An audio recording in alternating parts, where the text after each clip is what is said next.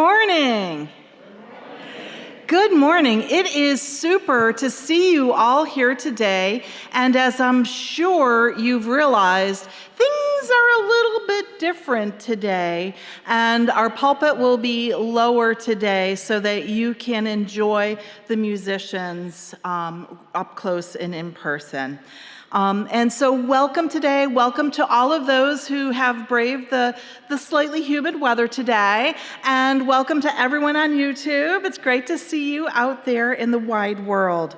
This church warmly welcomes everyone, regardless of your background, identity, or circumstances. You are welcome to lay down your burdens and worship with us, because in this space, we live unity through differences and find joy in our diversity. So welcome to this space of worship. And we acknowledge that the space of worship is located on the traditional territory of the Seneca people, part of the Haudenosaunee Confederacy, and this is the territory they have stewarded for generations as keepers of the Western Door. May we be supportive of their quest for justice and self-determination. My name is Julie Taylor, and I'm a worship associate at the church, and I'll be giving the sermon today with a huge, huge thanks to so many people who have been able to get this all together. My worship associate today is Charlene Montgomery. The music has been carefully selected by Sue Lee, our expert pianist, and she has planned for special guests Ji-Yoon Kim and Hang-Yu Bai. Your tech team today is headed by John Petroselli and Josh Disick, and a myriad, I say, of behind-the-scenes people like ushers and the food ministry team and Sarah the gatekeeper and the office staff. There is an army of people who support the services every Sunday, some paid, most volunteer. So thank you all to everyone who is involved in getting us here today together to be able to worship in this lovely space. Now is the time for announcements, and I'm going to cut them very short and just give one announcement, and I'm going to say that Jessie Downs is going to have this announcement. So Jessie, please come up. Good morning. So as Julie already said, we have some very special guests with us today visiting from Korea and China. And this is just a little preview of a special concert series that Sue and I have organized for next weekend. So next Friday, the 25th at Calvary Episcopal Church in Williamsville, Sotto Voce is putting on an opera based on the story of the prodigal son. It's going to be about an hour total, so it's on the shorter side, and it's going to incorporate not only vocalists like our lovely Beth White, but also Ji-Yoon on the Gayagum and the Avanti Chamber Orchestra, and also, really excitingly, dancers from the UB Department of Theater and Dance, and they look absolutely stunning. So it's going to be a really special event with lots of different artists coming together, so we hope that we might see some of you there. And then the second concert is right here in this sanctuary, and that is going to be featuring new works by our very own Sue Lee, as well as Zane Merritt, who has played guitar and sung for us a number of times. So two very different but very special programs, and if you would like to buy tickets, Sue and I will be out in the parish hall after service. You can come see us. And I will say that an individual ticket to an event is $30, but if you want a 2-day pass, you get a discount of $50 for the 2 days. So yeah, hope to see some of you after service and next weekend. Thank you.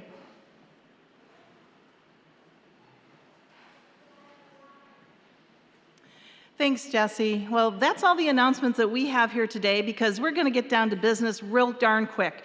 And we're going to start that business right now with greeting our neighbors. So please, if you are so inclined, stand up, greet your neighbor, sit in the pew, wave hi to somebody, read a book. This is your time to connect with a brighter world as you see fit.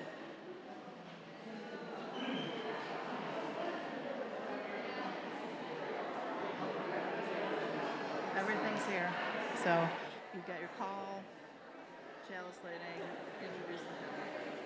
I just have to remember to light the chalice.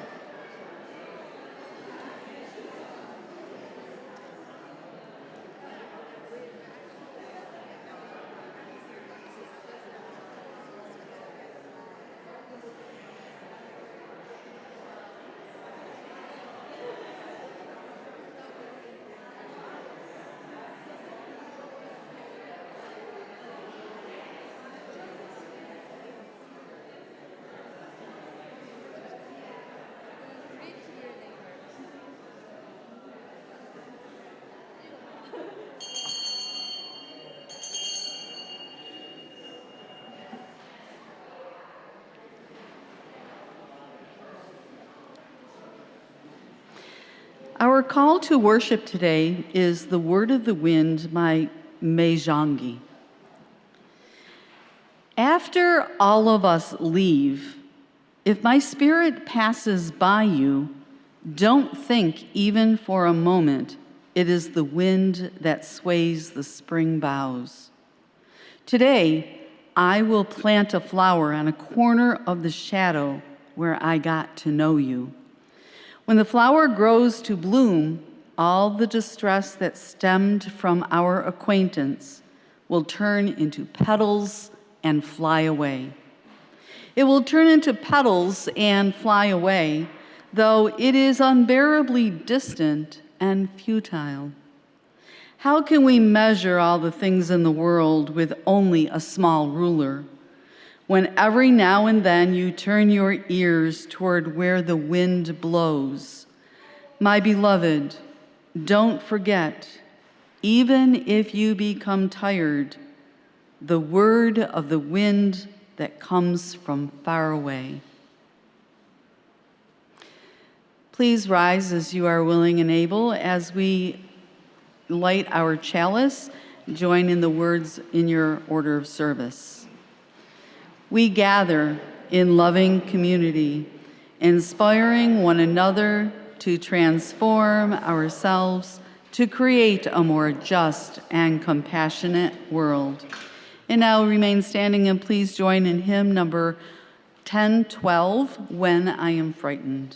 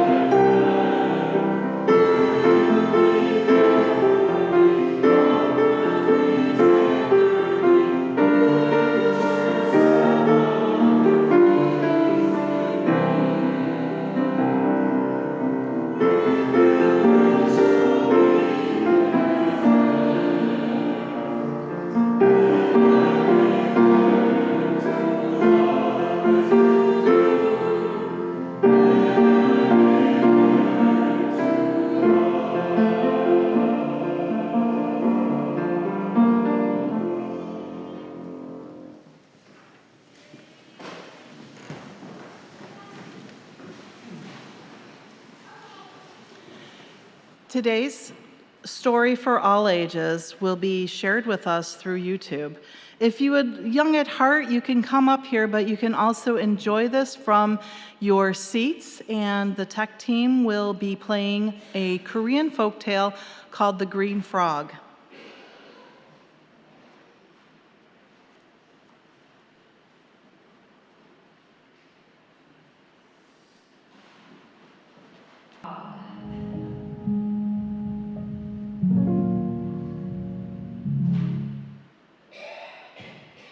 Once upon a time, in a quiet forest near a wide river, there lived a little green frog.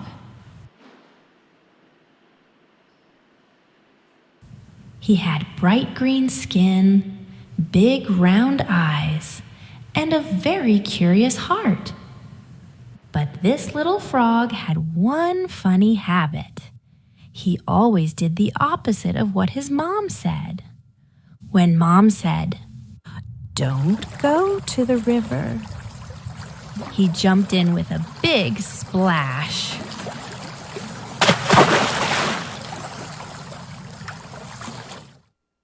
When she said, "Come home before dark," he stayed out all night. When she whispered, "It's bedtime now, sweetie. Be quiet and close your eyes," he shouted, "Ribbit, ribbit, even louder. ribbit, ribbit, ribbit, ribbit." When the frogs around him called, "Ribbit, ribbit," he called right back, but in reverse. Bitrib, bitrib. The wrong way, just to be silly. It made her sigh sometimes, but she still loved him deeply. His mom was kind and gentle. She cooked his favorite food, kept their home cozy, and waited him every day. But she was often tired. She would sigh and say, "My little frog always does the opposite. What will he do when I'm gone?" Time passed.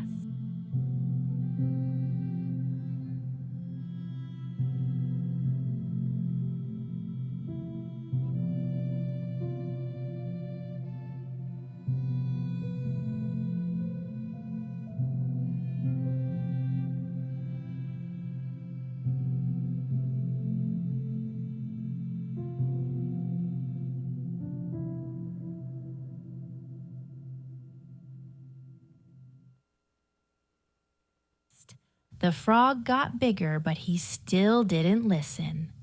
And his mother grew weaker.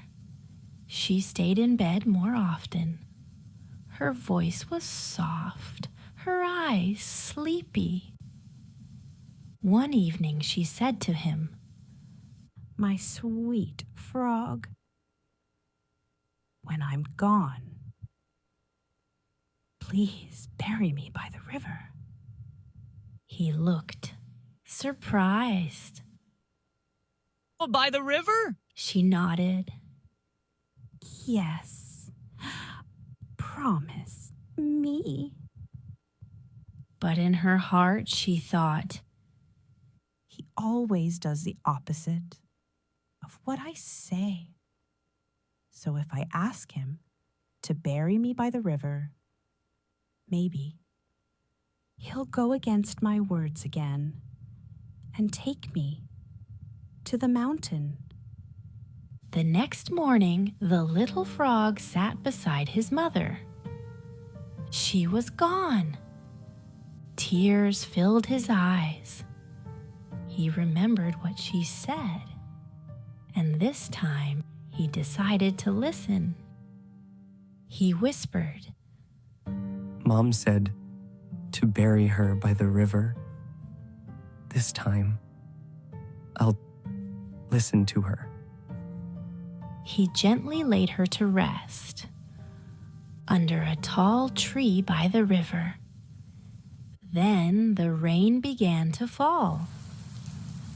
Drip, drop, drip, drop. The little frog sat by the river and cried. Ribbit, ribbit. He was scared the water might wash her away. He missed her. So whenever it rained, he came back to the river, sat quietly, and cried. Ribbit, ribbit, ribbit, ribbit. Just like all the other frogs. And even now, when it rains, you can hear frogs crying by the water. Because they remember that little green frog who once always did the opposite. And that is why frogs cry on rainy days. They sit by the water and cry.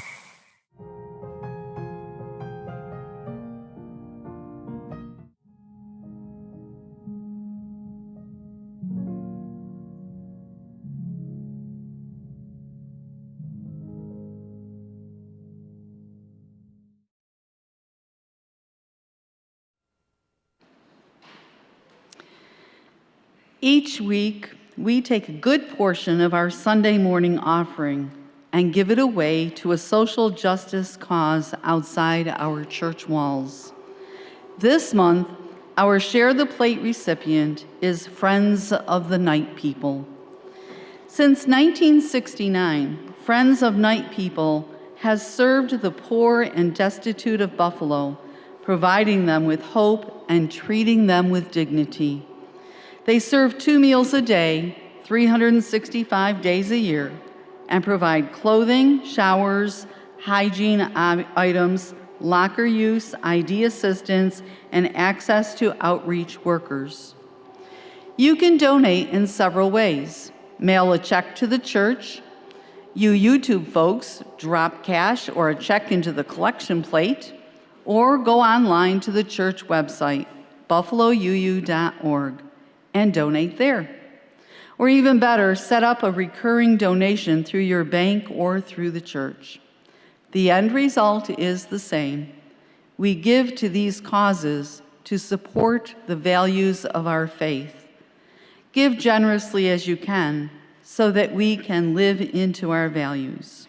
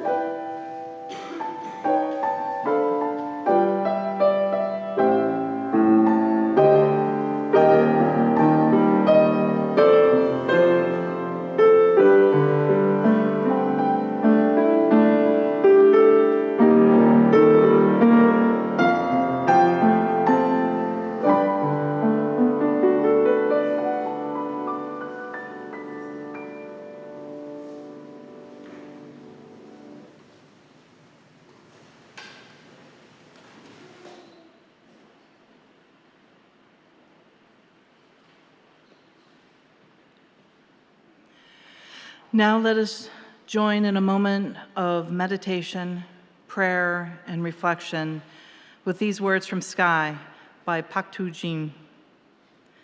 The sky comes to me, tenderly, delicately. It comes from afar. The sky, as it comes close from its distance, is as blue as a lake. I am embraced by the lake blue sky. My whole body is enfolded. Into my breast, into my heart soaks the sky, the fragrant breath of the sky. My neck is washed in the warm light, this warm sunlight. I drink the sky unslaked. I drink again and again. In drinking the sky, I ripen. Like an apple, my soul ripens. Spirit of life and love, may we find the connection to be touched by the sky. May the sky embrace us, and may we drink the sky, ripening our souls. Today, we send prayers for our beloved web of connections, including the family of Ruth Lorenz, a member of the congregation who passed away on July 17th. We remember all those who have gone before us and who are not with us today. Today, we also celebrate and joy as Dave Badd has celebrated yet another birthday yesterday. So a very happy birthday to Dave. Today, let's share the names of our loved ones suffering in sorrow and celebrating in joy. As we share the names, may we connect in spirit, each name a breath, each breath a prayer.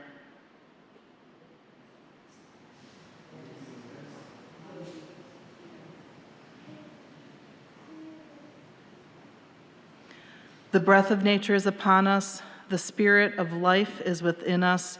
The community of love is among us. So be it, blessed be, and may the church say, Amen. Now,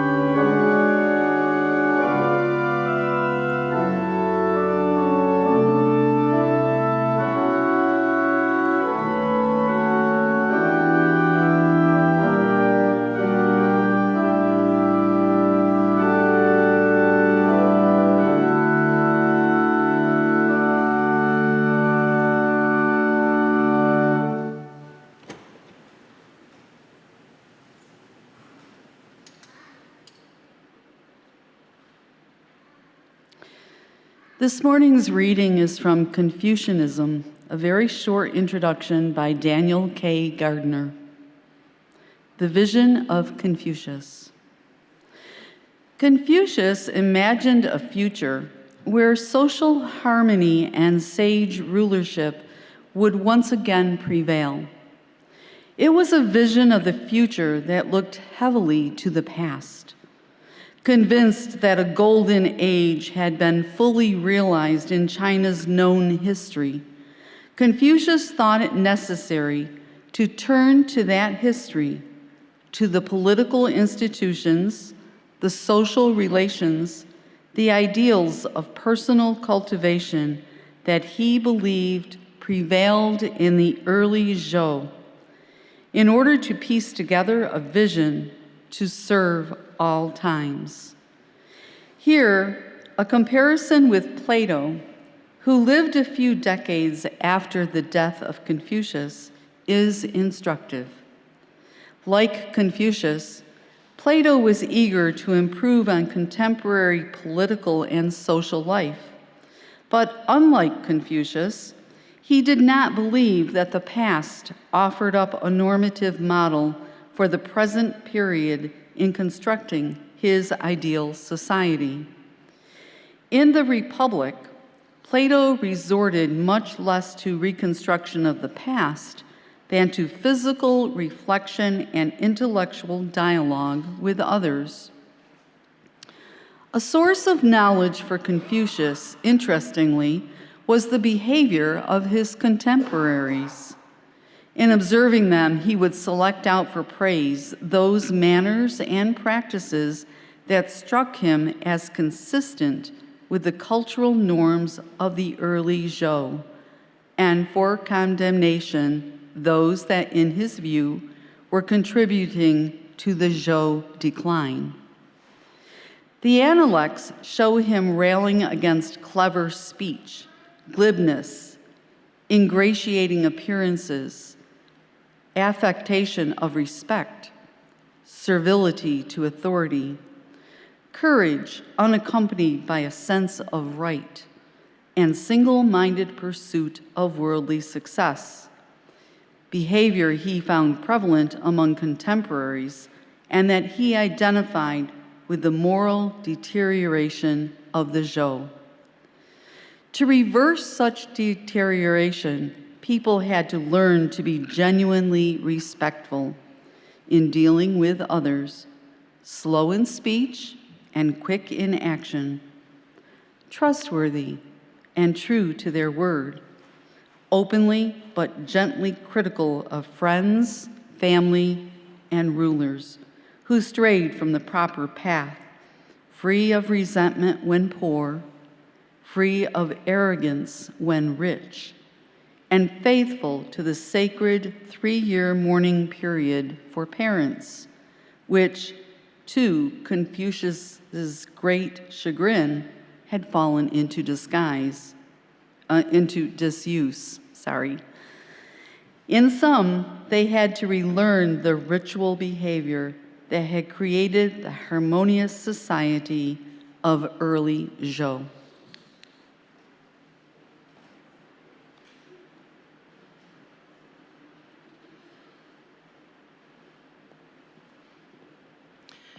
It's so hot. I would like those gymnasts where they have the little powder to put on their hands so that they're not quite as sticky.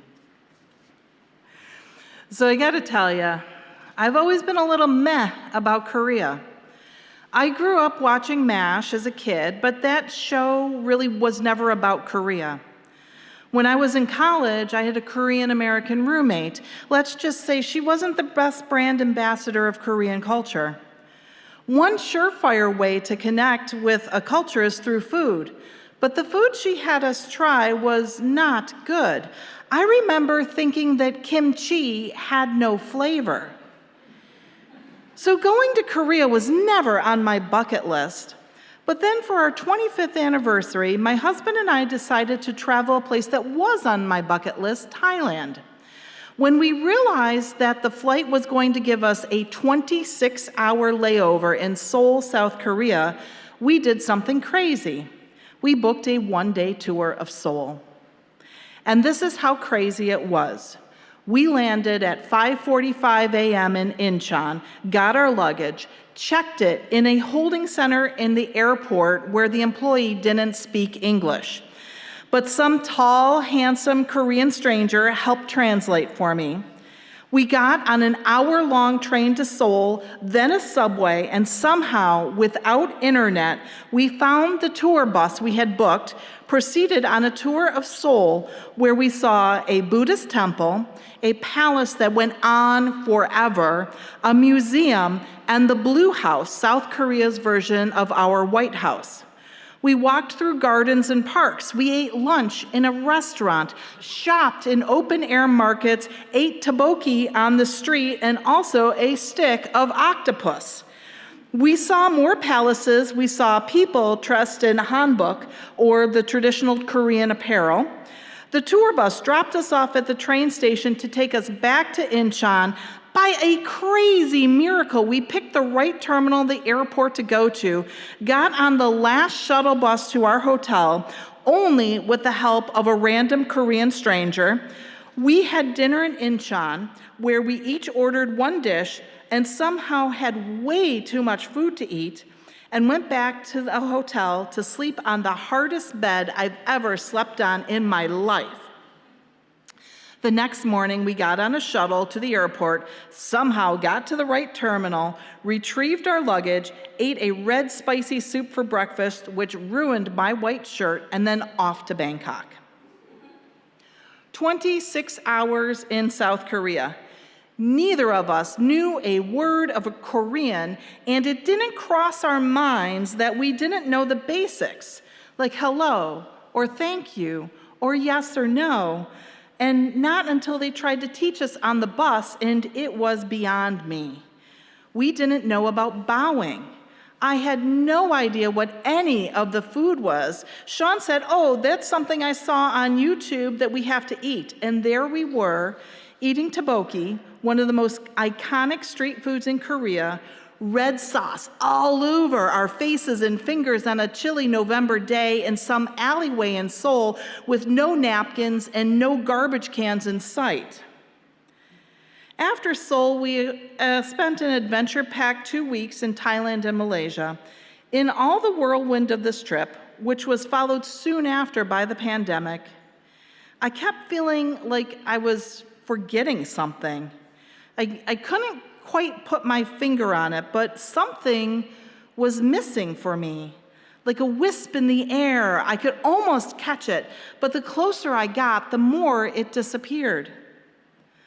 Months after returning to Buffalo, I was drawn into what I thought was a movie on Netflix. It was called Crash Landing on You. It was an hour and a half long. The plot was intriguing, so I turned it on, not knowing it was going to start an addiction for me, open my eyes to the vast differences of humanity, bring me patience, and ground me spiritually. This was no movie. This was a K-drama. Some might say the quintessential K-drama, although Boys Over Flowers fans might disagree. And I began to remember what I was missing from my trip. But first I have to tell you more about the K, a term that keeps popping up like in K-drama. Next Saturday evening, Sue Lee's event, K-Life Unplugged, will be happening here at UUCB.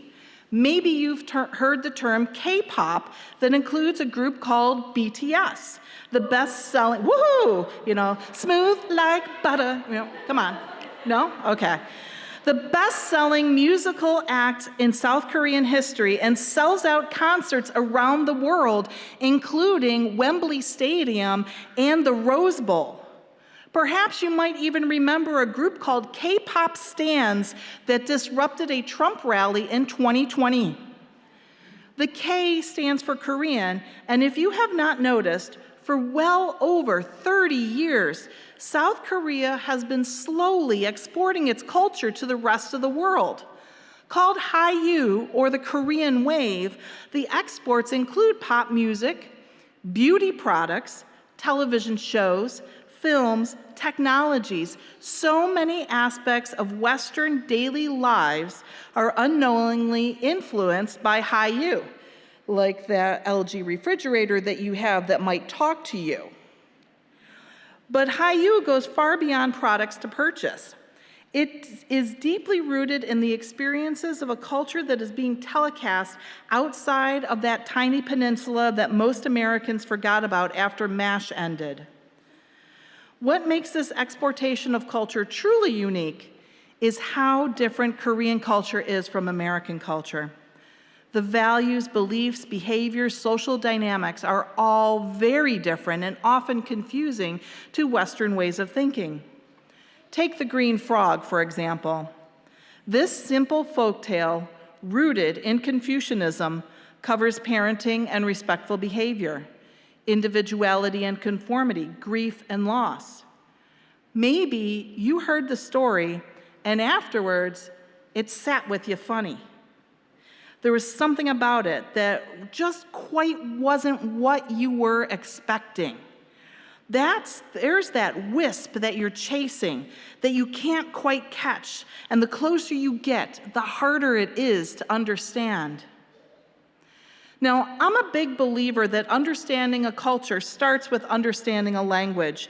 It's said that the Korean language is what linguists call a language isolate, or a language that is not related to any other known language on the planet. The Foreign Service Institute categorizes languages into 5 categories based on how long it would take a native English speaker to learn the language. Korean is in the 5th category with quote unquote the super hard languages that also include Chinese and Japanese. Oh, fun fact, it does not include, you know that language in Africa, Hosa? It does not include Click. Click is number 4, Korean is 5. So wrap your brain around that, how different it is. My westernized brain appreciates this categorization because it helps me visualize how far away I am from the K. And when I watch a K-drama, I become a voyeur in a different culture. There I sit on the sidelines, mesmerized by a culture that is 5 very long steps away from me. Imagine it's a cold February night and you're searching for something on Netflix that's not going to rot your brain. Something called Crash Landing on You pops up. You see a comical preview for what you think might be a movie. The synopsis tells you that an heiress is swept off course while hang gliding and ends up in the Korean demilitarized zone, where she is discovered by a very handsome North Korean captain. Strong hints of romance are evident, and it piques your socio-political interests as well as your romantic proclivities. It's about an hour and a half, and you say, I've got that. I can stand to read subtitles for that long. What you don't know is that 90-minute runtime is not the duration of a single movie, but the first episode of a 16-episode series, each episode 90 minutes long in Korean, baked with cultural references you know nothing about. And thank the good Lord for subtitles, but they go by so fast. But if you're patient with the subtitles, you get so much more meaning from the intonation of the language than from the English dubbing, which always seems to fall short. I found myself in that unfamiliar but weirdly familiar world that somehow forced me to watch the next episode, and the next, and so on. And then when that was over, I craved another drama and another one because I couldn't stop chasing that wisp. And more than 60 K-dramas later, 60, this ugly American can now say, 안녕하세요. Hello. 감사합니다. Thank you. 예 for yes, and 안녕 for no. Did I get it? Ho-ho. I don't speak Korean, I speak K-drama Korean. 괜찮아?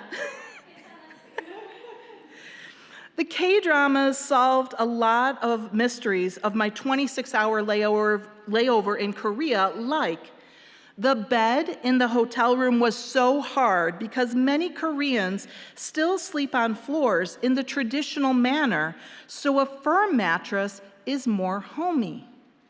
Food is a major part of the culture, and when going to a restaurant, generally the whole table eats the same dish, not two, thus explaining how we got so much food in Incheon.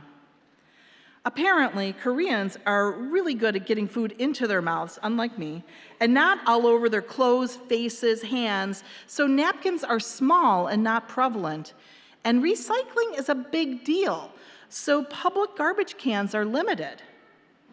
But the reason I keep chasing the wisp and watching K-dramas is the lessons they teach me, lessons that teach me to delve into a part of my spiritual existence that I didn't know needed healed. Lesson number 1, in a K-drama, The past is the ground that keeps our present stable. We are rooted in the past, and although we live in the present, what came before us affects us in profound ways. Many K-dramas start out in a present day, focusing on a main character who is hurt in some way. There is loneliness and an ache that needs to be healed. Often in a K-drama, we go back in time through flashbacks. We see the pain. We see how an experience plays over and over in the head of the main character. Generally, the scene is shot from multiple camera angles, so you see various perspectives. Sometimes you get the same event in the past, and you might relive how multiple people experienced the same event. This can be disconcerting to a liberal Western point of view. We're taught not to live in the past. Like Plato, we don't try to reconstruct the past, but move toward intellectual dialogue with others. The future is what matters. To an extent, we might say that studying history is what allows us not to repeat the past, but in a K-drama, it goes beyond that. The past is part of our identity. We have to sit with our past and understand it. We have to be the little green frog crying in the rain, missing someone terribly. Sometimes, simply, we have to just be.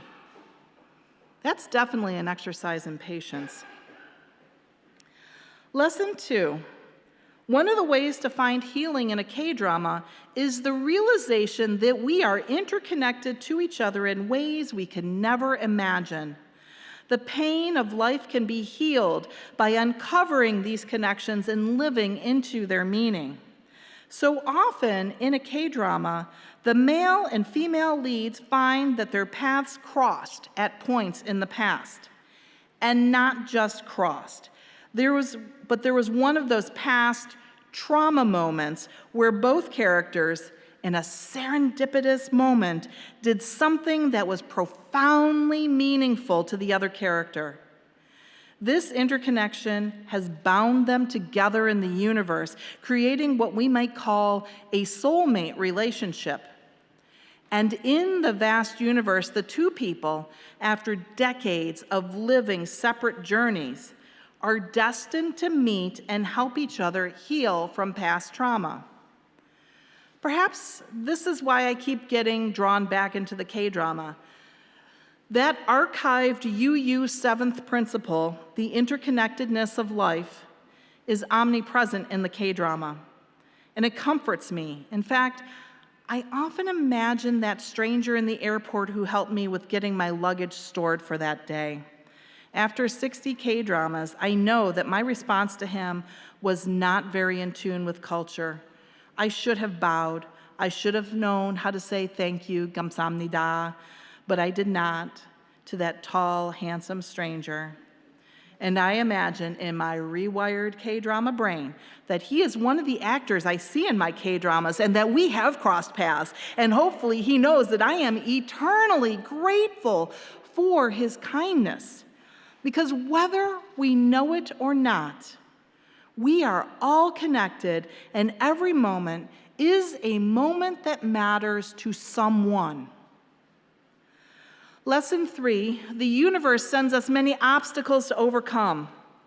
Sometimes these obstacles take the shape of a life villain, a person who says and does terrible things to us, making it difficult to see a path to forgiveness and reconciliation. Sometimes the life villain is a family member. But always there is that conflict. Generally, the conflict can be resolved with the first and second lessons.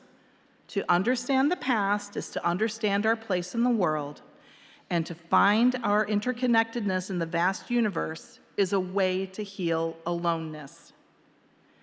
Finally, lesson 4. There exists in these life villains the capacity for remorse, the possibility of reconciliation, a chance of forgiveness, particularly if they are blood bonded to us. This is an interesting concept that is very much at odds with modern Western-focused psychology. In a K-drama, there is an undercurrent that a family member who wrongs the main character can be reconciled into familial life, no matter how serious the wrongs were. Even as I watch these dramas unfold, I am hoping that there's no reconciliation and that the life villain gets what's coming to them, that there is justice served. I'm usually disappointed. And I think I'm disappointed because so often in modern day pop psychology, we are attuned to cutting off toxic relationships. When our life villains harm us, we don't go to Thanksgiving dinner, and instead, we carve out our own lives. We sever our interconnectedness. In a K-drama, there comes a moment of subtle understanding, a patience between parent and child, and a future unfolds that is still grounded in an unforgotten but forgiven past. There are so many more deeply spiritual lessons from K-dramas, like when the time comes to make our final journey across the Samdo River, a concept of the afterlife that comes from Buddhism, or the Jeza, when we honor a loved one on the anniversary of their death with a ritual of food and prayer, a practice from Confucianism. Not only are relationships interconnected, but spirituality is intertwined, turning what could be emptiness into a fullness beyond measure. When I get to the last episode of a K-drama, I know one thing: I am not alone. In this vast universe of differences, the wisp I've been seeking is commonality. It is bridging the 5 steps of a language barrier. It is understanding my interconnected past. It is sitting on the side of the river in the rain crying, or in my case, putting a place setting and an empty chair at the Thanksgiving dinner table for someone who can no longer attend. I can definitely say I am no longer meh about Korea. My nerdy ears perk up when I hear Korean spoken in an airport or when Sue was talking to the musician. Even though I don't understand anything, I recognize the palaces I went to when I watched the historical K-dramas. I've seen the alley where I ate tteokbokki and the street where I bought souvenirs. My heart is in a much holier place than it was when I thought kimchi had no flavor. And more than likely, I'll return to Korea so that I can tell the interconnected web of existence, 감사합니다. So let's sing. Let's sing hymn number 1008, When Our Heart is in a Holy Place. It's in your teal hymnal.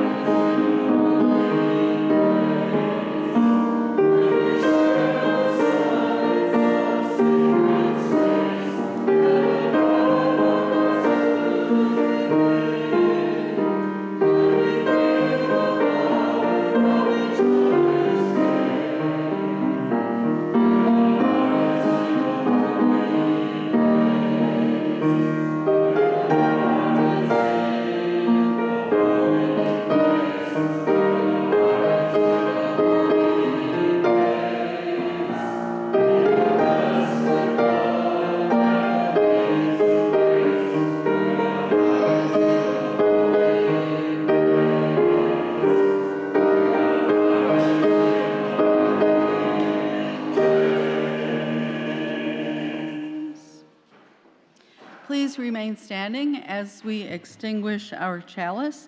The words are in your order of service.